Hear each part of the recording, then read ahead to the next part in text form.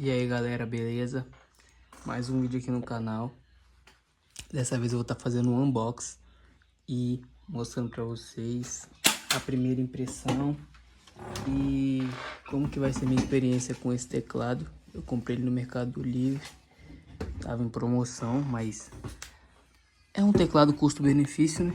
Mas eu paguei 126 nele. Vamos lá pro unboxing.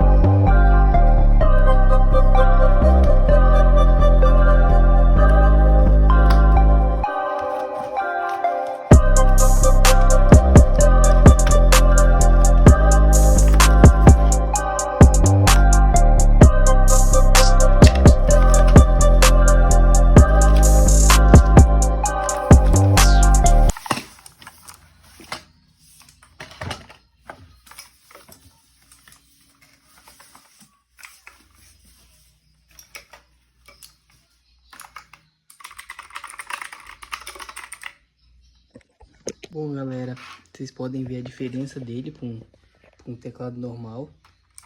Ele é 60% mecânico, então é um teclado bem bom. Ele é também aquele um pouquinho menorzinho, então é estritamente para jogos, tá vendo? E eu vou instalar ele, vou dar uma arrumada nesses cabos aqui. Quando tiver tudo pronto, eu mostro pra vocês. Galera, o bichão no lugar funcionando, bem arrumada nos cabos, olha só. Barulhinho bem satisfatório.